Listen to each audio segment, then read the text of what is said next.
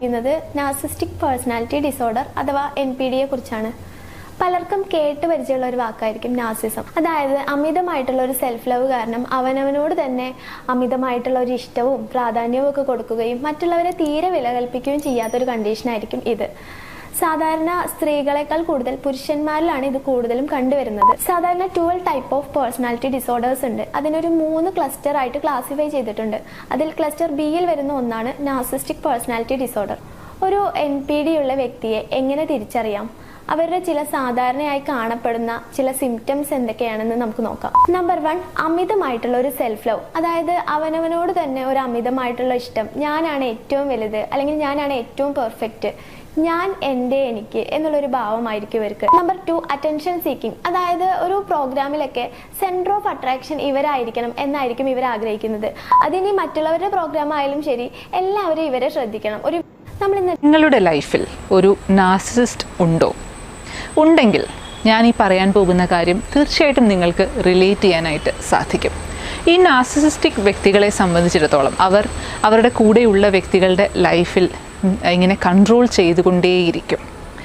എന്നാൽ ആ വ്യക്തി, നിങ്ങൾ ആ കൺട്രോൾ ചെയ്യപ്പെടുന്ന വ്യക്തി അതിനെ റെസിസ്റ്റ് ചെയ്യാൻ ശ്രമിച്ചാൽ ആ നാർസിസിസ്റ്റിന് നിങ്ങളെ കൺട്രോൾ ചെയ്യാൻ സാധിക്കില്ല എന്ന അവസ്ഥ വന്നു കഴിഞ്ഞാൽ പിന്നെ അവർ ചെയ്യാൻ പോകുന്നത് മറ്റുള്ളവർക്ക് നിങ്ങളെ പറ്റിയുള്ള അഭിപ്രായത്തിനെ കൺട്രോൾ ചെയ്യാനായിട്ട് ശ്രമിച്ചുകൊണ്ടിരിക്കും. അപ്പം അനുപമ പരമേശ്വരൻ ധന്യവർമ്മയ്ക്ക് കൊടുത്ത ഇന്റർവ്യൂ ഉടനീളം ഒരു വ്യക്തിയായിട്ട് ലിവിൻ ട്യൂതറിലായിരുന്നു 2 വർഷക്കാലം എന്ന് പറഞ്ഞ് ആ വ്യക്തിയുടെ പേര് പറയുന്നില്ല. പക്ഷെ സോഷ്യൽ മീഡിയ മൊത്തം ആ വ്യക്തി വിക്രമിന്റെ മകൻ ധ്രുവ് ആണെന്നുള്ളത് അറിയാവുന്നതാണ്, എല്ലാവർക്കും അറിയാം. പരസ്യമായ രഹസ്യം. ഇരുകൂട്ടരും അങ്ങനെ പേരൊന്നും പറയില്ല. പക്ഷെ എന്നാൽ അവരുടെ ഒരു ലിവിൻ ട്യൂതർ കാര്യമൊക്കെ എല്ലാവർക്കും പരസ്യമായിട്ട് അറിയാവുന്ന കാര്യമാണ്. പക്ഷെ ഇപ്പൊ വന്നിരുന്ന് പറയുന്ന ടോക്സിക് റിലേഷൻഷിപ്പില് 2 വർഷം ഇങ്ങനെ അടിമയെ പോലെ കഴിയേണ്ടി വന്നു എന്ന്. ഇതിന്റെ അകത്ത് ഇപ്പം നമ്മൾ ഈ നാർസിസ്റ്റ് പേഴ്സണാലിറ്റി ഡിസോർഡറിനെ പറ്റി പറയുമ്പോൾ നമ്മൾ കൂടുതലും കേട്ടിരിക്കുന്ന ബാലെ അമൃതയെ പറ്റിയാണ് മനസ്സിലേക്ക് ഓടി വരിക. ബാലെ അമൃതയും കൂടെ ഓർക്കുന്നുണ്ടോ? ഈ ഹീറോ കളിക്കാൻ ഇവർക്ക് താല്പര്യമാണ്. ഇപ്പൊ ഈ ഡോക്ടർ പറഞ്ഞ പോലെ ഏതൊരു ഫംഗ്ഷൻ ഉണ്ടെങ്കിലും അവരായിരിക്കണം അതിന്റെ അകത്തെ ശ്രദ്ധാകേന്ദ്രം എന്നുണ്ടെന്ന് ഈ അമൃതയും ബാലയും കൂടെ കൊടുക്കുന്ന ഏത് ഇന്റർവ്യൂവിലും, അന്നത്തെ കാലത്തെ ഇന്റർവ്യൂവിൽ അമൃത പറഞ്ഞങ്ങ് വെറും അങ്ങ് ഒന്നും അല്ലാതാക്കി കൊടുക്കുമായിരുന്നു ബാല ആ ഇടയ്ക്ക്. അതേപോലെ തന്നെ വേറെ പറയുന്ന കേട്ടോ, കൺട്രോൾ. ആ ഒരു വാക്ക് ഡോക്ടർമാർക്ക് പറയുമ്പോൾ തീർന്നു. കൺട്രോൾ, അതായത് നമ്മുടെ കൺട്രോൾ അവരുടെ കയ്യിലായിരിക്കും. അതോടെ കഴിഞ്ഞില്ലേ ലൈഫ്, എല്ലാം കഴിഞ്ഞു. ഇപ്പൊ അനുപമ പറയുന്നുണ്ട്, അനുപമയുടെ സഹോദരനോട് സംസാരിക്കാൻ പറ്റുന്നില്ല, നല്ലൊരു ആഹാരം കഴിക്കാൻ തോന്നുകയില്ല, നല്ലൊരു വസ്ത്രം ഇടാൻ തോന്നുന്നില്ല. അമ്പിയും മറ്റേ അന്യൻ സിനിമയില് വിക്രം ചെയ്ത ക്യാരക്ടർ തന്നെയാണ് കാണിച്ചുകൊണ്ടിരുന്നത്. അതായത് ഇടയ്ക്ക് ഭയങ്കര റൊമാൻറ്റിക് ആയിട്ട് വരും, പക്ഷെ മറു സൈഡില് ഒരു പുള്ളിക്കാരൻ ഇഷ്ടമില്ലാത്ത വേഷം പോലും ഇടാൻ പറ്റില്ല. സകലമാന കാര്യത്തിൽ കൺട്രോൾ. അപ്പൊ ആ ഒരു ധന്യവർമ്മയുടെ ഇന്റർവ്യൂവില് ഞാൻ ഒരു കമന്റ് കണ്ടതാണ്. ഒരു പെൺകുട്ടി എഴുതിക്കുന്നത്, എന്റെ കൂട്ടുകാരി ഇതുപോലെ ഇപ്പൊ അനുഭവിക്കുന്നുണ്ട്. അവള് പണ്ട് സ്വന്തമായിട്ട് ഒരുങ്ങി സ്വന്തമായിട്ട് എപ്പോഴും സെൽഫിയൊക്കെ എടുത്തോണ്ടിരുന്ന ഒരു പെൺകുട്ടിയാണ്. അവളോട് ഞാൻ ഈ അടുത്ത് അവളുടെ ബർത്ത്ഡേക്ക് വേണ്ടി അവളുടെ ഒരു ഫോട്ടോ അയച്ചു തരാൻ പറഞ്ഞപ്പോഴത്തേക്കിന് അവൾ പറയാന്ന്, എന്റെ ഫോട്ടോ ഒന്നും ഇപ്പൊ ഇല്ല, ഹസ്ബൻഡിന്റെ മോന്റെയൊക്കെ ഫോട്ടോകളെ, എന്റെ ഫോട്ടോ ഞാൻ കല്യാണശേഷം എടുത്തിട്ടില്ല എന്ന് പറഞ്ഞാൽ ലൈഫ് അത്ര നിർജീവമായെന്ന് പറയും. അങ്ങനത്തെ ഒരു രീതി. തന്നെത്താൻ സ്നേഹിക്കുന്നില്ല, ആരെയോ കയ്യിലെ കളിപ്പാവയായിട്ട്. ഇപ്പൊ ഇത് പറയുമ്പോ വേണമെങ്കിൽ ഇതിന്റെ ഒരു മറു സൈഡ് നമ്മുടെ അമ്മമാരൊക്കെ ഇങ്ങനെയൊക്കെ ഒത്തിരിയും സഹിച്ച് ജീവിച്ചു പോകുന്നവർ തന്നെയാണ്. ഇപ്പോഴാണ് ഈ ഡിപ്രഷൻ ഇങ്ങനെയുള്ള കുറെ കാര്യങ്ങൾ പുതിയ വാക്കോടെ വരികയും ആൾക്കാരെ അതിനെ തിരിച്ചറിയുകയും ഇതിന് ചികിത്സ കൊടുക്കുകയും ട്രീറ്റ്മെന്റ് എടുക്കുകയൊക്കെ ചെയ്യുന്നുണ്ടല്ലോ. അപ്പൊ ഇപ്പോഴാണ് ഇതിന്റെയൊക്കെ ഒരു ഇത്. പണ്ടത്തെ അമ്മമാരൊക്കെ കണ്ടിട്ടില്ലേ, പഞ്ചപുച്ഛ അടക്കി മിണ്ടാതെ നിന്ന് സഹനശക്തിയുടെ പ്രതീകമായിട്ട് ജന്മം അവസാനിച്ചവർ ഒത്തിരി പേരുണ്ട്. പക്ഷെ അതൊരു സ്ത്രീകൾ അടിമയായിട്ട് കഴിയുന്ന ഒരു കാലഘട്ടത്തിലൂടെ ആയിരുന്നുകൊണ്ട് ഈ വക അസുഖങ്ങളെയൊന്നും അന്നത്തെ കാലത്ത് തിരിച്ചറിയുന്നില്ല. പക്ഷെ ഇന്നിപ്പോ സ്വതന്ത്രരാണ് സ്ത്രീകള്, എല്ലാവർക്കും അവരെല്ലാം പൈസ സ്വയം സമ്പാദിക്കുന്നവരാണ്. അപ്പൊ ഇതൊക്കെ അവരുടെ തിരിച്ചറിയുന്നുണ്ട്. അപ്പൊ അനുപമയുടെ കാര്യം പറഞ്ഞപ്പോ അനുപമ പറഞ്ഞിട്ടുണ്ട്, ഞാൻ സാധാരണക്കാരിയായ ഒരു സ്ത്രീയാണ്, ഞാനൊന്ന് സിനിമാ നടിയായെന്ന് പറഞ്ഞാലും പണം ഉണ്ടാക്കിയെന്ന് പറഞ്ഞാലും ഞാൻ ഒരു സാധാ സ്ത്രീയുടെ ഒരു ഇതാ. എന്തിനീ 2 വർഷം സഹിച്ചു എന്നുള്ളതിന്റെ ഒരു ചോദ്യത്തിന് ഉത്തരമായിട്ട് പറയുന്നുണ്ട്. പക്ഷെ അതുകൊണ്ട് ആ ഒരു രീതിയിൽ സഹിച്ചു പോകുന്നതെന്നാണ് അനുപമ പറയുന്നത്. അത് നമുക്കൊന്ന് കേൾക്കാം. ആ തോട്ട്സ് വന്നിട്ടില്ല. ലൈഫിൽ ഒരുപാട് ഡ്രീംസ് എന്ന് പറഞ്ഞാൽ വലിയ ഡ്രീംസ് അല്ല, എന്നെ ഏറ്റവും കൂടുതൽ ബേസിക് ആയിട്ടുള്ള ചെറിയ ചെറിയ സന്തോഷങ്ങളുമായിട്ട് ജീവിച്ചു വരുന്ന നമ്മൾ വളരെ സെൽഫ് മെയ്ഡ് ആയിട്ട് വളരെ സാധാരണക്കാരുടെ ഫാമിലിയിൽ നിന്ന് വന്നിട്ട് എങ്ങനെയൊക്കെയോ കുറേ സിനിമകളൊക്കെ വന്ന് universe has been really kind to you and then you want to just achieve something little your small dreams goals അങ്ങനെ ജീവിക്കുന്ന ആളാണ്. And I am a happy person generally. ആ ഞാൻ ചെയ്യേണ്ട സിറ്റുവേഷൻ എത്തിയിട്ടുണ്ടെങ്കിൽ ആ ഞാൻ ഡെത്ത് എന്ന് പറഞ്ഞ സാധനം ലൈഫിൽ ഏറ്റവും പീസ് തരുന്ന ഒരു സാധനമാണെന്ന് വിചാരിച്ച് ജീവിച്ചിരുന്നെങ്കിൽ when I am going for a success meet of my film and the world things Anupama has everything she needs. I am living the dream life of so many people. The reality in the last 2 years is like this. It's miserable. I've been an idiot.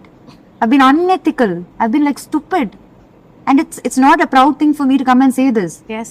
എൻ്റെ ഏറ്റവും vulnerable ആയിട്ടുള്ള week ആയിട്ടുള്ള pathetic ആയിട്ടുള്ള ഒരു side, ഇത്രയും strong independent ആയിട്ടുള്ള woman, ഇത്രയും വീക്കും self respect ഒന്നും ഇല്ലാത്തൊരു മണ്ണുണ്ണിയായെന്നുള്ള കാര്യം എന്ന് പറയല് ഒട്ടും എളുപ്പമല്ല.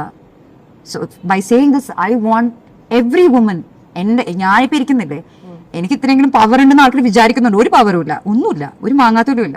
ചോദിക്കുന്നവർ ചോദിക്കും ഈ 2 വർഷക്കാലം എവിടെയായിരുന്നു ഒന്നും മിണ്ടാതെ സഹിച്ചിങ്ങനെ ഇരുന്നെ. അനുഭവം പറയുന്ന അനുഭവം ഇപ്പൊ അങ്ങനെ സിനിമ നടിയൊക്കെ ആയാലും സാധാരണ ഒരു ചിന്താഗതി ഇതൊക്കെ തന്നെയാണ്. പക്ഷെ ഇതൊരു ചിലന്തി വല പോലെ ഇങ്ങനെ മുറുകി. അതാണ് ഞാൻ ആദ്യമേ പറഞ്ഞത്, ഒരു സെൽഫി എടുക്കാൻ പോലും താല്പര്യം ഇല്ലാഞ്ഞിട്ടും അവരെ വിട്ടുപോകുന്നോ അതിനെതിരെ പ്രതികരിക്കുകയൊന്നും ചെയ്യാതെ കഴിയുന്ന ഒത്തിരി സ്ത്രീകളുണ്ട്. ഇങ്ങനത്തെ പേഴ്സണാലിറ്റിയുടെ കീഴിൽ ഞെരുങ്ങി അമർന്ന് കഴിക്കുന്ന ഒത്തിരി പേരുണ്ടെന്നാണ്. അനുപമ ഇങ്ങനെ പറയുമ്പം ആലപ്പി അഷ്റഫ് വീഡിയോ ചെയ്തിട്ടുണ്ട്. ഇതിന്റെ കാര്യം അതല്ല. കാരണം ഇപ്പൊ അനുപമ തുറന്നു പറഞ്ഞില്ലേ 2 വർഷം.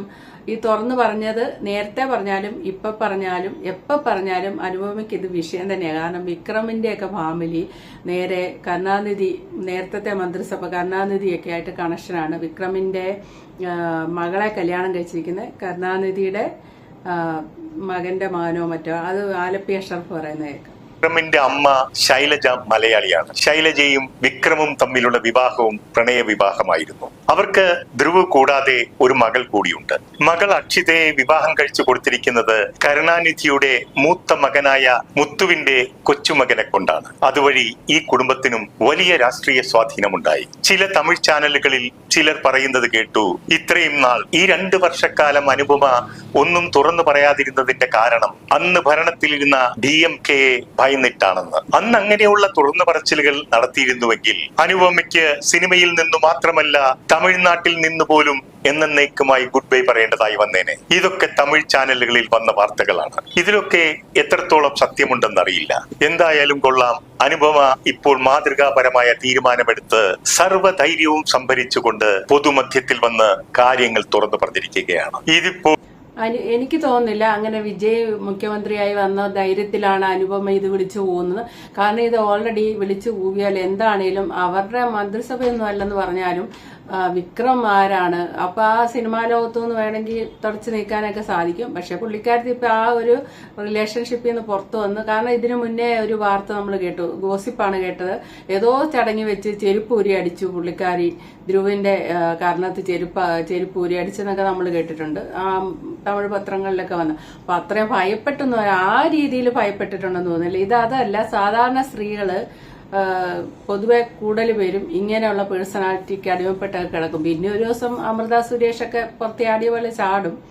പിന്നെ ധ്രുവ് ഈ പ്രാവശ്യം വന്ന് ഇതിന്റെ ഒന്നും മറുപടി പറയുന്നത്. കാരണം കോഴി കെട്ടാൻ തലേ പപ്പിരിക്കുന്ന പോലെ അങ്ങനത്തെ ചിന്തയിൽ ആരും മറുപടി പറയില്ല. അനുപമ പറഞ്ഞ ധ്രുവിനെ കുറിച്ചാന്നുള്ളതിന് യാതൊരു തെളിവുമില്ല. അപ്പൊ പിന്നെ അതിന്റെ മറുപടി ധ്രുവ് പറയേണ്ട കാര്യമില്ല. പക്ഷെ ഒരു ഇന്റർവ്യൂല് പുള്ളിക്കാരൻ പറയുന്നുണ്ട്, ധ്രുവ് പറയുന്നുണ്ട്, ജേണൽ എഴുതുന്ന, അതായത് ഡയറി എഴുതുന്ന സ്വഭാവക്കാരനാണ് ധ്രുവ്. അപ്പൊ ആ ഡയറി അന്നന്ന് ഉണ്ടാകുന്ന കാര്യങ്ങൾ എഴുതിയിടുന്നതാണല്ലോ, അന്നന്നത്തെ സംഭവങ്ങളൊക്കെ എഴുതിയിടുന്ന, ചിന്താഗതികളും ഒക്കെ എഴുതിയിടുന്നതാണ്. അപ്പൊ ആ ഒരു ഡയറി കണ്ടാൽ ഞാൻ ആരാണ് എന്നറിയാം എന്നുള്ള രീതി പറയുന്നുണ്ട്. So journal, right? I've heard many of your past I'm a journal maniac.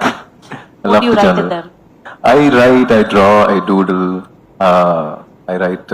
I mean, anyone that reads my journal will know truly who I am. But also, it is for me to find out who. അപ്പൊ ധ്രുവ ആരാന്നൊക്കെ അറിയാനും മനസ്സിലാക്കാനും ഒക്കെ തിരിച്ചറിയാനും ഒക്കെ ആ ഒരു diary കുറിപ്പുകൾ എടുത്തറിയാം. മറ്റൊരാളുടെ ഡയറി വേറൊരാൾ വായിക്കാനൊന്നും പോകുന്നില്ലല്ലോ, അതതിൻ്റെ അകത്തുണ്ട്. ഡയറി എടുത്ത് വായിച്ചിട്ട് ഇന്നയാളെ മനസ്സിലാക്കുന്ന അദ്ദേഹത്തിന്റെ മനസ്സിലൂടെ പോയ കാര്യങ്ങളൊക്കെ ആയിരിക്കും എഴുതിയിരുന്നത്. അത് ശരിയാണ്. ഡയറി ഒരാൾ എഴുതുന്നത് നമ്മുടെ സ്വകാര്യതയാണ്. അത് വായിച്ച അയാളുടെ വ്യക്തിത്വം അറിയാൻ പറ്റും, അത് സത്യമാണ്. പിന്നെ മറു സൈഡിൽ പുള്ളിക്കാരൻ അനുപമയ്ക്കുള്ള മറുപടി ഒന്നും ഇല്ലെങ്കിലും ഒരു ഡോക്ടറായ അമ്മ, മനഃശാസ്ത്രജ്ഞ ആയ സൈക്കോളജിസ്റ്റായ അമ്മയാണ് എന്നെ വളർത്തിയത്. വിക്രമിന്റെ മകൻ എന്നുള്ള ആ ഒരു ജാടയോ അല്ലെ ആ ഒരു സ്റ്റൈലിലൊന്നും അല്ലാതെ ആണ് അമ്മ വളർത്തിക്കൊണ്ടുവന്നത്. അത് ശരിയാണ്. അവരെ അങ്ങനെ പൊതുചടങ്ങുകളിലൊന്നും അധികം കാണാത്ത ഒരു സ്ത്രീയാണ്, ഡോക്ടറാണ്. ഈ വർണ്ണപ്പകിട്ടാവുന്ന സിനിമാ ലോകത്തേക്ക് കണ്ടിട്ടില്ല. എന്നാൽ വിക്രം എല്ലാ ഇന്റർവ്യൂവിലും അവരെ വളരെ ഹൈ ആയിട്ട് പറയാറുണ്ട്, അത്രയും നല്ല സ്വഭാവക്കാരിയാണ് എന്നുള്ള രീതി പറയാറുണ്ട്. അപ്പൊ അമ്മയാണ് എന്റെ ലോകം, അമ്മയാണ് എന്നെ വളർത്തിയത് എന്നാണ് മറുപടി വരുന്നത്. അപ്പൊ അമ്മ ഇത്ര നല്ലൊരു ഡോക്ടറാണ്, അത് മനസ്സിന്റെ ഡോക്ടർ, മനഃശാസ്ത്രജ്ഞയായ ഡോക്ടറാണ് എന്നെ വളർത്തിയത്. അപ്പൊ ഞാൻ ഒരിക്കലും ഇങ്ങനെയൊന്നും ആകില്ല എന്നായിരിക്കാം ഉദ്ദേശിക്കുന്നത്. ഒരു hint. Does it help to keep you grounded? You come from a very big family, you're in the same industry. Sometimes do you need that reality check? No, my journal doesn't keep me grounded. My mom keeps me grounded. My mom has been the one to ground the family and always make sure that growing up that my sister and I had ordinary lives. And yeah. പുള്ളിക്കാരൻ പറഞ്ഞു വെച്ചത് പുള്ളിക്കാരൻ ഒരു അമ്മക്കുട്ടിയാണ്, അമ്മയാണ് ഇത്ര നല്ല ഡോക്ടറാണ്, അവർ വളർത്തുന്ന ഒരു കുട്ടി ഇങ്ങനെ ആയി തീരുവെന്നൊക്കെയാണ് പുള്ളിക്കാരൻ പറഞ്ഞത്. പക്ഷെ അനുപമയുടെ ഇന്റർവ്യൂ കണ്ടാല് നമുക്ക് അതിലിപ്പം അത്ര അവിശ്വാസമൊന്നും തോന്നുന്നില്ല. പിന്നെ ഇപ്പൊ നാർസിസ്റ്റ് ആയിട്ടുള്ള സ്വഭാവം പുരുഷന്മാർക്ക് മാത്രമേ ഉള്ളൂ എന്നില്ല കേട്ടോ. അത് ആദ്യമേ തന്നെ പറയാം. നിങ്ങളൊന്ന് സെർച്ച് ചെയ്താൽ മതി, യൂട്യൂബിലൊന്ന് അടിച്ചാൽ മതി ഇത്. അപ്പൊ ഇഷ്ടംപോലെ ഡോക്ടർമാരുടെ സംഭവങ്ങൾ വരുന്നുണ്ട്. അത് നോക്കിയാൽ നമുക്ക് അറിയാം. ആണിനും പെണ്ണിനും ഉണ്ട് കേട്ടോ ഈ സ്വഭാവം. പെണ്ണുങ്ങള്, സ്ത്രീകള് ഇതേപോലെ പുരുഷന്മാരെ ഉപദ്രവിച്ച് ജീവിതകാലം നരകമാക്കിയിടുന്നവരും ഉണ്ട്, പുരുഷന്മാരും ഉണ്ട്. കൂടുതൽ ആണുങ്ങളിലാന്നൊക്കെ ചിലര് ഡോക്ടർമാര് പറയുന്നുണ്ട് കേട്ടോ. അപ്പൊ ഏതായാലും അനുപമ ഇപ്പോൾ ഈ നടത്തിയിരിക്കുന്ന ധൈര്യപൂർവ്വം തന്നെയാണ് നടത്തിയിരിക്കുന്നത്. അവരിത് എന്തിനാ പറയുന്നത് ചോദിച്ചാൽ അവര് ഇപ്പൊ അവരുടെ ആ ഇന്റർവ്യൂ കണ്ടിട്ട് ഇതുപോലെ അനുഭവിക്കുന്ന പെൺകുട്ടികളുണ്ടെങ്കിൽ ആ ബന്ധങ്ങളിൽ നിന്ന് പുറത്ത് ചാടി വരാനുള്ള ധൈര്യം ഉണ്ടാകട്ടെ എന്ന് കരുതിയാണ് ആ ഇന്റർവ്യൂ അങ്ങനെ കൊടുത്തെന്ന് പറയുന്നു. അതോടൊപ്പം വൻ ശക്തികളോടാണ് അനുപമ ഏറ്റുമുട്ടുന്നത്, അതും കൂടെ മനസ്സിലാക്കണം. എന്ത് മന്ത്രിസഭ അങ്ങോട്ടും ഇങ്ങോട്ടും ഒക്കെ മാറിയെന്ന് പറഞ്ഞാൽ ഇവരുടെയൊക്കെ പൊസിഷൻ എന്താന്നുള്ള ഓർത്തോണം. പിന്നെ തമിഴ്നാട്ടിലോട്ട് കയറാൻ പോലും പറ്റാത്ത അവസ്ഥ ഇതൊക്കെ പറഞ്ഞു വിട്ട് കഴിഞ്ഞാലുണ്ടാകുന്നത്. അതിനെയൊക്കെ ഫേസ് ചെയ്യാൻ തയ്യാറായിട്ടാണ് ഇതൊക്കെ പറയുന്നതെന്നും പുള്ളിക്കാരത്തി ഇന്റർവ്യൂ പറഞ്ഞിട്ടുണ്ട്. Okay, thank you for watching. അടുത്ത വീഡിയോ കാണാം.